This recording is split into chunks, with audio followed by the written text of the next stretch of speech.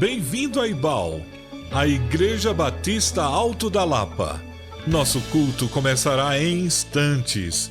Enquanto isso, conheça um pouco mais da nossa programação semanal e fique por dentro de tudo o que acontece ao longo da semana. No domingo, pela manhã, temos a nossa escola bíblica dominical, às 9 horas, e o café da comunhão, às 10 horas. Logo após, começamos o nosso culto matutino, às 10h30. Ainda no domingo, ao final da tarde, temos nosso culto noturno, às 18 horas.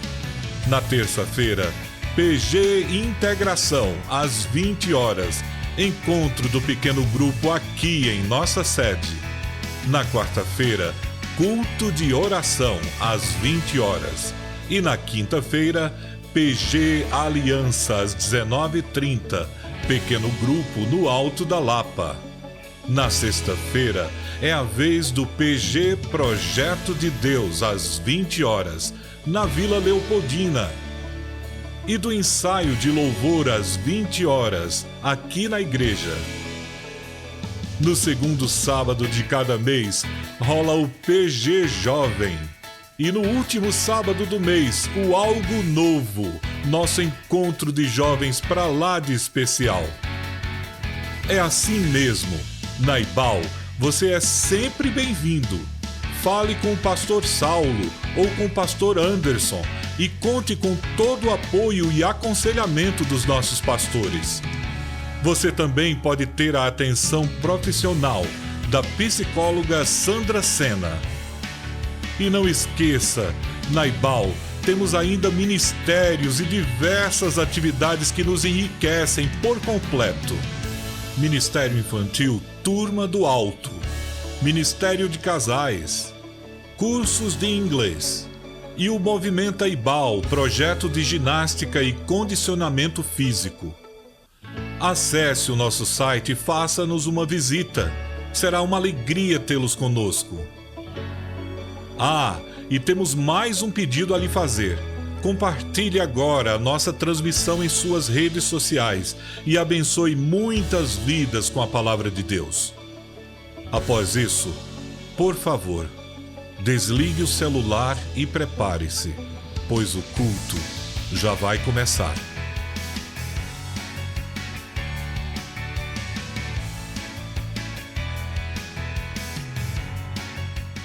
Uma boa noite, que alegria poder estar aqui mais uma vez com os irmãos, compartilhando da palavra de Deus.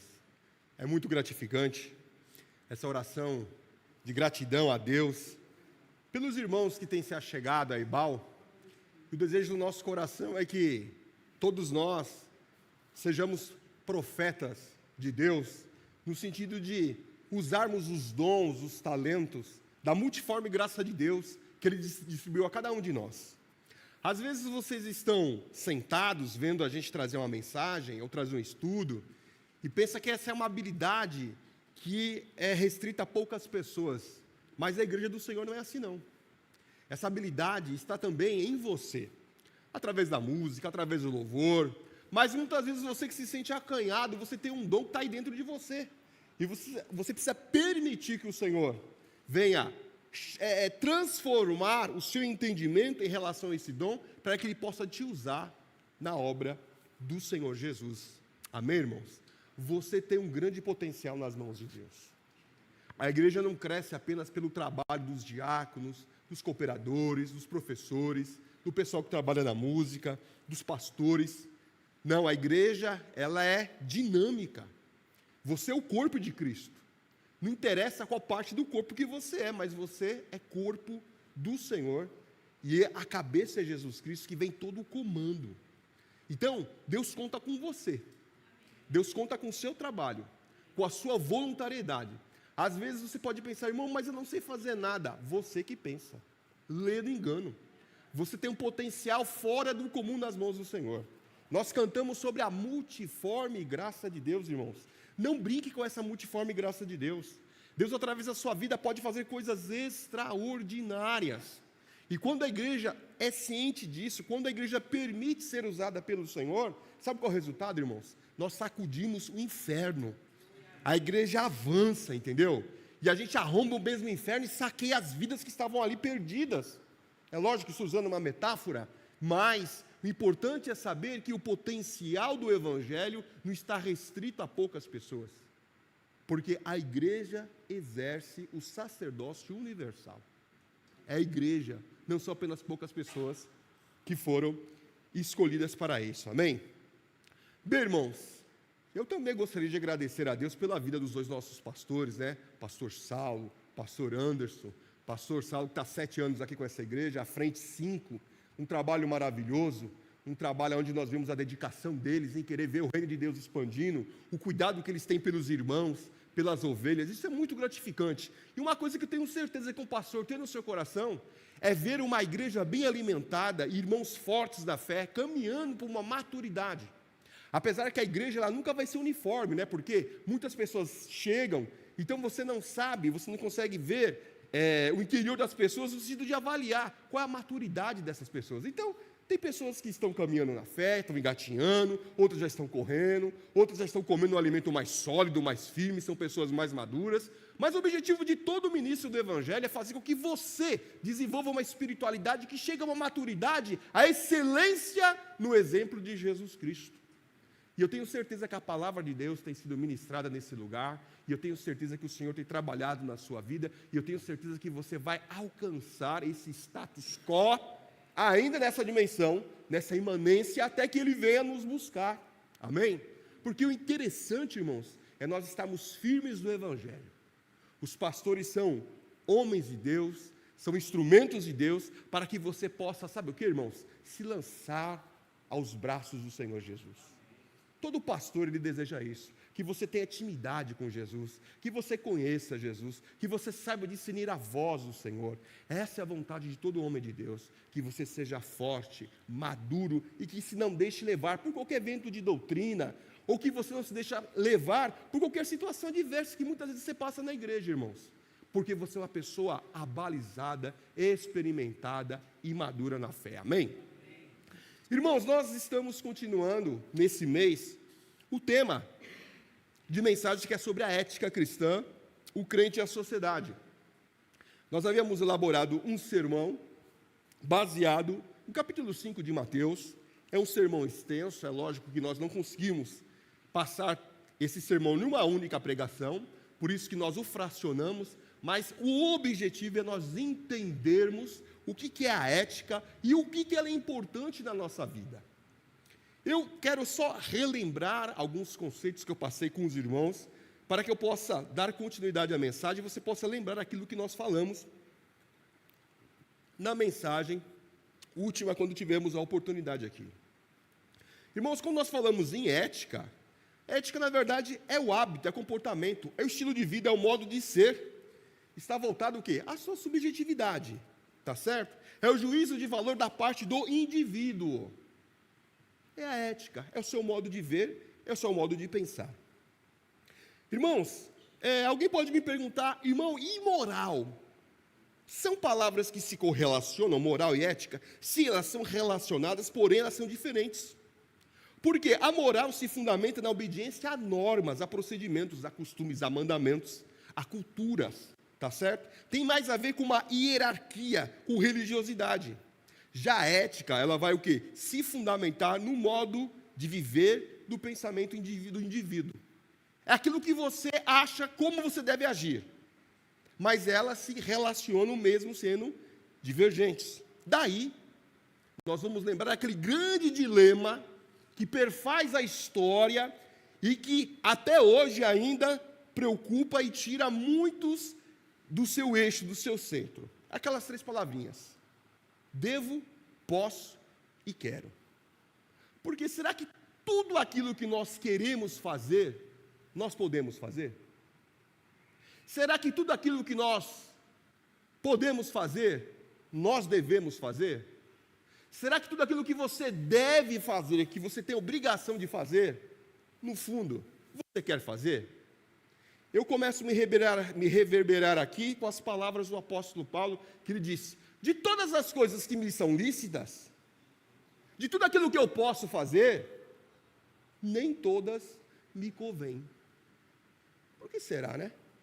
É um dilema ético que o apóstolo está tendo e deixou registrado na Escritura para que eu e você possamos entender e aplicar nas nossas vidas. Mas o que será que ele quer dizer com isso? Que existem limitações mesmo no direito que ele tem de exercer a sua liberdade. O que a minha liberdade pode interferir na vida do terceiro, na vida daqueles que estão ao meu redor? Isso é um dilema ético que nós sempre estamos refletindo. E o interessante é que nós precisamos entender que a nossa vida, irmãos, enquanto somos peregrinos deste mundo, ela é muito curta. Ela é muito curta.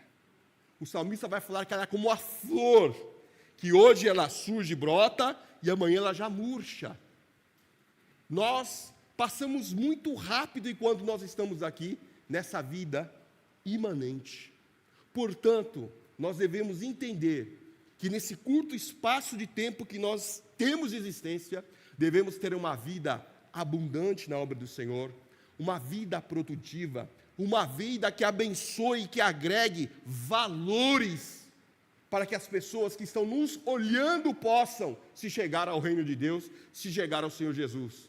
Portanto, não podemos ter uma vida mesquinha, uma vida fútil, uma vida pequena, uma vida que venha envergonhar e que não venha nos dar o privilégio de, quando nós partirmos daqui, se o Senhor não nos buscar, de não deixarmos um legado que glorifique o nome de Deus e que nos faça lembrar daquilo que nós fizemos enquanto nós estávamos nessa vida presente. Bem, irmãos, eu gostaria que os irmãos abrissem aí Mateus capítulo 5, a partir do verso 1. Quero ler de novo o texto sagrado com os irmãos. Aí, eu vou ler na NAA, amém? Tem NAA aí, meu irmão? Nova Almeida atualizada? Versão dos crentes, moderno? Dos crentes modernos, tá? Eu falei que não é de crente.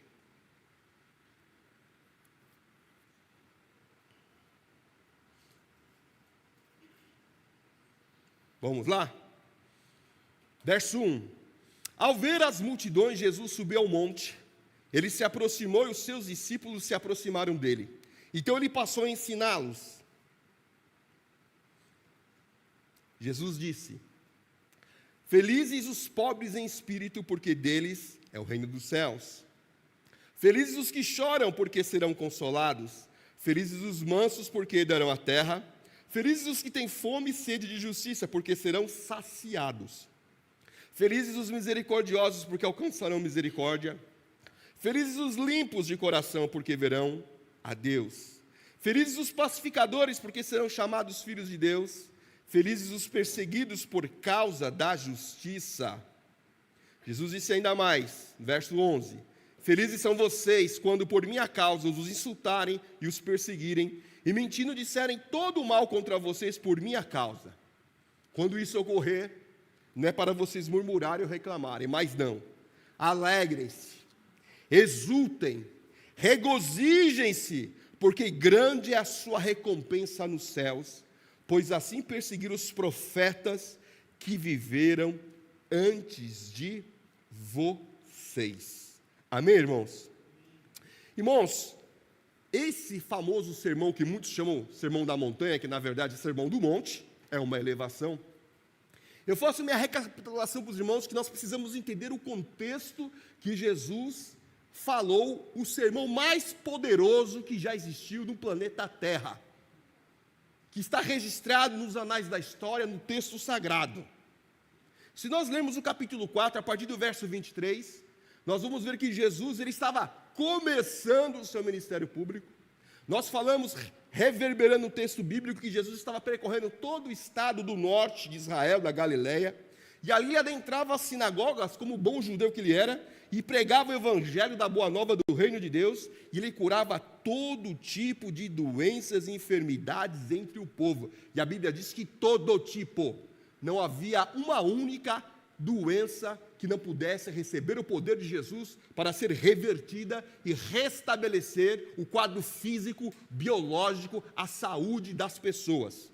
No verso 24 nos diz que a fama de Jesus por conta disso saiu das fronteiras de Israel, foi para o norte, foi para um outro país, foi para a Síria E nesse contexto eu disse que Jesus foi o primeiro mega-star que existiu na história, porque olha só, não tinha comunicação de internet, de computador, não tinha um correio semelhante ao que nós temos hoje, apesar que o correio está obsoleto, porque é meio eletrônico. Mas olha só, os meios de comunicação naquela época eram muito mais precários do que hoje. Mas mesmo assim, Jesus conseguiu, com a sua fama, com o seu poder, chegar na Síria. E de lá trouxeram para ele todos os doentes, acometidos de várias enfermidades e tormentos, endemoniados, epiléticos e paralíticos. A Bíblia diz que Jesus curou a todos. E Jesus continua curando no dia de hoje. Amém, irmãos?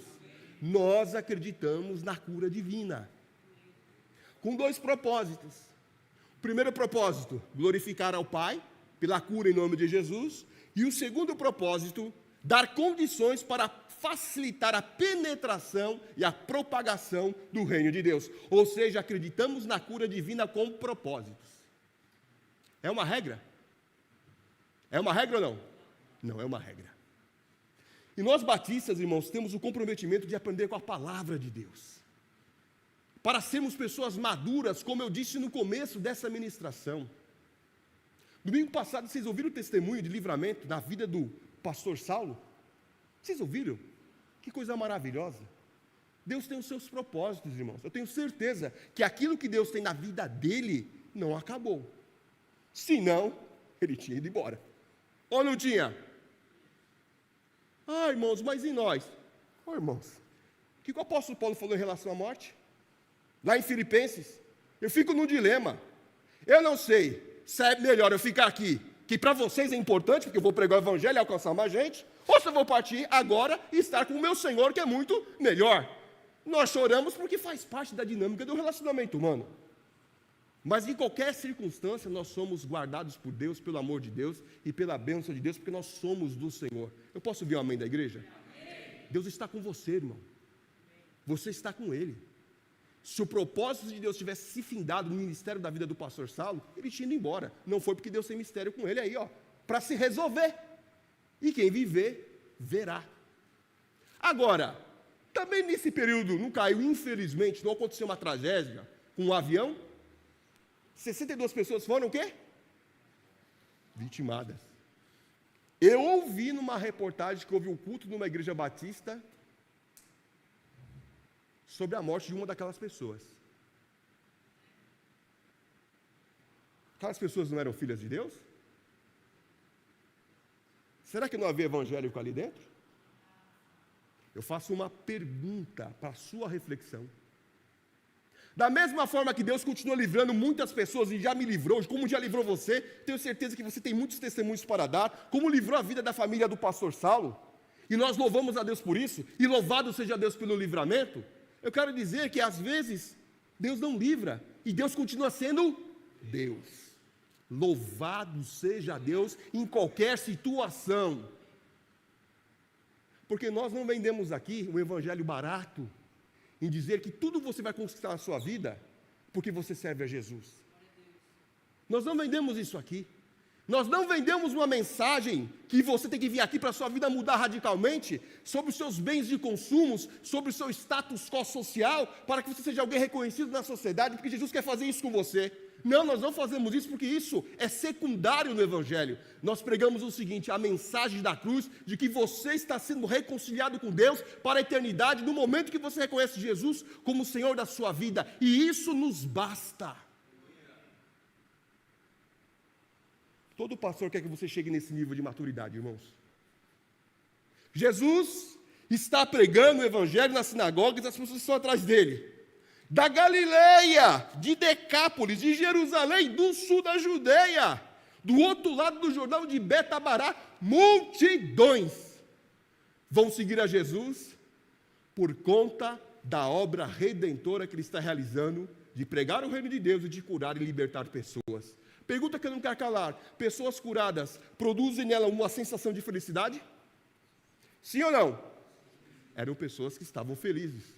Ou, se você dizer para mim que uma pessoa acabou de passar por uma cura divina, um paralítico que nunca andou, começou a andar, um epilético foi restabelecido seu processo de mental, um endemoniado, foi expulso dos demônios, está liberto, essa pessoa vai ficar feliz. Lógico que vai. E essas pessoas estavam atrás de Jesus por aquilo que Jesus estava fazendo no meio delas. E Jesus percebeu isso. E Jesus não é indiferente às nossas necessidades humanas, irmãos. Jesus não foi indiferente à necessidade daquelas pessoas, daquelas multidões. E o texto diz que foram multidões que começaram a segui-lo, que tornaram-se discípulos de Jesus, dos quais depois Jesus separa 12 para ficar mais próximo dele. Mas Jesus teve multidões de discípulos, segundo o texto sagrado, e quem estuda a Bíblia sabe disso. E o interessante é que Jesus, ele olhou para a felicidade daquelas pessoas e percebeu que a felicidade delas estava em situações, circunstâncias humanas que estão destinadas a acabarem pelo uso, ou pelo envelhecimento do corpo físico. Irmãos, Lázaro foi ressuscitado por Jesus? Foi ou não? Ele está vivo até hoje? A Bíblia não diz, mas ele tornou a morrer. Isso é lógica. As pessoas estavam sendo curadas, isso traz felicidade. Jesus quer curar as pessoas, Jesus quer dar essa felicidade para as pessoas. Jesus estava vendo que as pessoas estavam felizes e por isso, gente saiu de tudo que é lugar, da região da Palestina para seguir esse homem, para seguir esse rabino, para seguir essa nova mensagem. É óbvio, porque isso traz solução para os seus problemas de infelicidade. Jesus não é insensível em relação a isso. Só que ele sabia de uma coisa, que a verdadeira felicidade não está baseada na satisfação de ter os seus problemas momentâneos, temporais, nessa vida imanente solucionados. Mas que o problema das pessoas era algo que transcendia aquilo que elas estavam vendo. Jesus começa a pregar o reino de Deus. E ele vai passar agora a sua ética sobre o reino de Deus, sobre a percepção que as pessoas têm que ter, daquilo que elas devem ter como hábito, daquilo que elas devem entender, se comportar e viver em relação a não aos seus problemas sociais ou aquela moralidade social que estava enraizada em Israel, mas daquilo que ele estava pregando, o reino de Deus. Jesus inaugura o reino de Deus. E quando ele inaugura o reino de Deus, ele está falando que o reino é onde eu domino, é onde eu sou o Senhor, é onde eu decido, é onde eu dou a norma, é onde eu estabeleço as diretrizes da vontade do Pai, que é boa, perfeita e aplico na minha vida. Quando eu percebo isso e me submeto a essa vontade, ali está o reino de Deus. E esse reino pode estar nessas condições, na sua casa, no seu trabalho, em qualquer lugar. Entretanto, o oposto também é verdadeiro. Se qualquer vontade que não seja a vontade de Deus esteja reinando, predominando, ali pode estar qualquer coisa, menos o reino de Deus. Porque o reino de Deus não é uma delimitação territorial geográfica. Ninguém se apodera do reino de Deus, porque ele é o reino espiritual, ele é o reino de graça, ele é o reino de amor, ele é o reino de misericórdia, ele é o reino de realidade que faz com que você tenha comunhão com o sagrado e possa realmente se realizar com a verdadeira felicidade, que não perece pelas circunstâncias sociais ou físicas que você pode ter.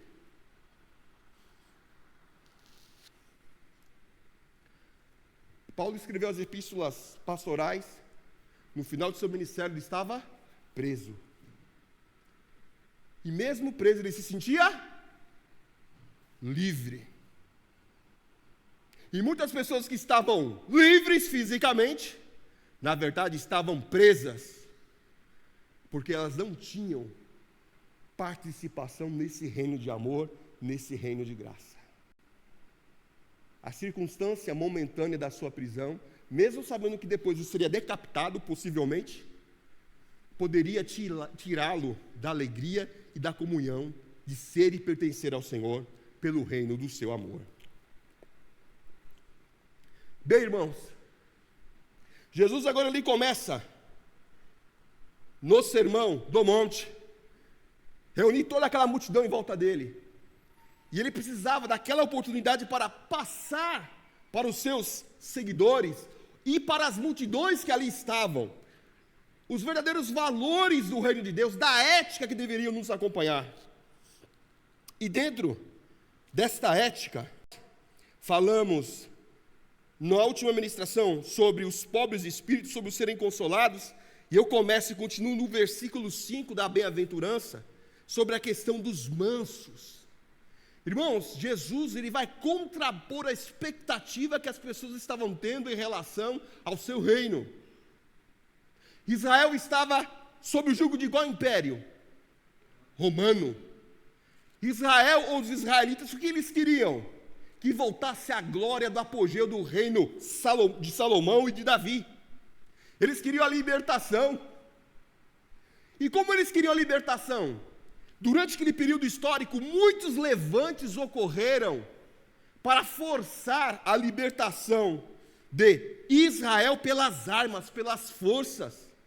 Pessoas que estavam ali ouvindo o sermão de Jesus, poderiam pensar também, será que ele vai arregimentar um exército para provocar a libertação, confrontando, deflagrando guerra, literalmente a Roma? Jesus, ele contrapõe aquelas pessoas e diz assim: felizes os mansos, porque eles a terra. E só para nós lembrarmos, eu falei que a palavrinha original de bem-aventurança no grego é makarios, felicidade.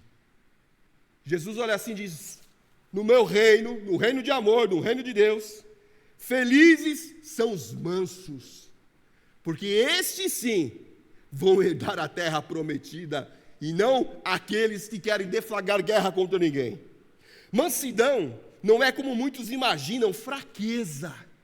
Porque tem gente que pensa que mansidão é ser fraco. Não se deve confundir ser manso com se deixar levar pelos outros. Não ter personalidade. Não, irmãos, isso não é mansidão. Uma pessoa mansa não é necessariamente indecisa ou medrosa. Ela não é tão insegura a ponto de se deixar abater por ofensas. Mansidão também não deve ser confundida com mera amabilidade. Algumas pessoas são naturalmente agradáveis e de trato fácil. Mansidão é algo muito mais do que isso. Mansidão é o desejo consciente de pôr os interesses do outro na frente dos nossos, segundo Carson, comentarista teológico bíblico. Pense na consideração de Abraão com Ló. Ló e Abraão, Gênesis, os dois juntos, prosperando, gado crescendo, enriquecendo. Houve um momento que houve divergência entre os pastores de Ló com os pastores de... O que Abraão disse? Não é melhor que nós venhamos ter conflito entre nós, porque nós somos parentes. Escolha aí, na Campina, o melhor lugar que você desejar. Se você escolher a direita, eu vou para a esquerda. Se escolher a esquerda, eu vou para a direita. Mansidão. Ele preferiu e deu preferência para que Ló pudesse decidir. Ser manso é saber que em qualquer situação que você possa estar, Deus sim está no controle de todas as coisas. Deus sim tem condições de reverter a situação que você esteja passando, por pior que ela seja. Porque a mansidão te traz essa consciência, essa convicção no poder de Deus. Números capítulo 12, versículo 3, diz que Moisés foi o homem mais manso que já existiu, e a sua mansidão é demonstrada de forma excepcional nesse capítulo pela sua recusa em se defender, por seu firme compromisso com o Senhor, quanto sua pessoa e seus privilégios estavam sendo ameaçados por aqueles que eram mais íntimos do que ele. Jesus é o único que pode dizer com toda a propriedade, irmãos, com toda a propriedade: venham a mim, todos vós que estáis cansados e sobrecarregados, e eu lhes darei um descanso. Tomem o quê? O meu sobre vocês, e aprendam de mim, pois eu sou de coração, e vocês acharão descanso para as suas almas. Mansidão. Entender que Deus está com você. Entender que Deus é o Senhor de todas as coisas. Entender que ninguém pode impedir que aquilo que Deus determinou para a sua vida pode acontecer. Os propósitos de Deus para as nossas vidas não podem ser impedidos por ninguém. Aquilo que você e eu temos que fazer, que Deus quer que nós venhamos a fazer, nós vamos fazer, e ninguém pode impedir isso, irmãos, em qualquer área da nossa vida. Eu quero dizer para os irmãos nessa noite que esse sermão é muito grande. e que eu não vou terminar ele hoje. Mas eu quero dizer uma coisa para vocês. Isso serve para mim. Que o reino de Deus está entre nós. E que nós devemos nos apoderar cada dia mais desse reino. Que o nosso Deus é o Deus que está na história, que faz a história, Ele quer fazer uma história bonita através da sua vida. Ele quer que você entenda que não importa as circunstâncias que você esteja passando. E que você tenha até momentos felizes pelas suas conquistas. Mas eu quero dizer que isso nada é pela felicidade que Ele te dá, que é perene, que é eterna, pela salvação que Ele conquistou na sua vida na cruz do Calvário. Eu quero orar com você nessa noite. E quero dizer que eu vou continuar essa mensagem num outro momento. Mas eu quero que você entenda comigo que nós precisamos realmente seguir a Jesus, não apenas por aquilo que Ele pode nos dar, mas pelo aquilo que Ele é na nossa vida. Senhor absoluto. Amém, irmãos? Curve a sua fronte. Ore comigo assim. Soberano e excelso Deus, Pai de nosso Senhor e Salvador Jesus Cristo. Senhor, obrigado porque Tu tem iluminado as nossas vidas para falar do Teu amor, Senhor. Ai, Deus, hoje com esse texto aqui poderia ficar até a meia-noite. Os irmãos vão ficar bravos comigo, Senhor. Mas eu sou batista. Eu sou disciplinado, ó Pai. E eu sei que a Sua palavra se renova a cada manhã, Senhor. E eu sei que a próxima vez que eu vier aqui, Senhor, a iluminação será maior, Senhor. E Tu vai continuar falando ao meu coração e ao coração da Tua igreja. Ah, Senhor, eu Te dou graças pela vida de cada um desses irmãos. Pastor Saulo agradeceu a Deus pelos irmãos que têm sido levantados para dar continuidade nesta igreja, Senhor. E eu acredito nisso, ó Pai. Que cada irmão, que cada irmã, Senhor, seja um profeta, uma profetisa, Senhor, no sentido de levar a Tua palavra, no sentido, Senhor, de estar, Senhor, disposto a entender a Sua boa mão na vida deles para abençoar terceiros, Senhor. Ó Deus, que a mudança passa a acontecer a partir de nós, Senhor.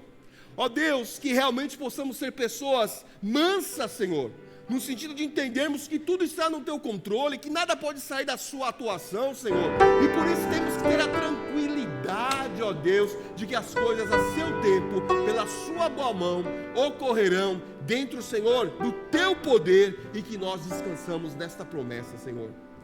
Que a mansidão, que é um princípio ético do Teu reino de amor, possa abundar e frutificar em nossos corações. E que no decorrer desse mês possamos aprender mais, Senhor, sobre esse tema tão gostoso e importante que é a ética cristã.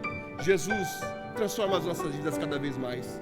Que possamos, ó Deus, dizer como Paulo: muitas coisas eu posso fazer, muitas coisas me são lícitas, eu tenho liberdade de fazer muitas coisas, mas eu só vou fazer aquelas coisas que edificam os meus irmãos, aquelas que honram o Seu nome, Jesus, aquelas que glorificam a Ti, Senhor, porque eu sou liberto do pecado, Senhor. Se verdadeiramente o Filho nos libertou, é que realmente nós temos sido livres. Deus abençoe os irmãos, um beijo no coração, até os próximos capítulos.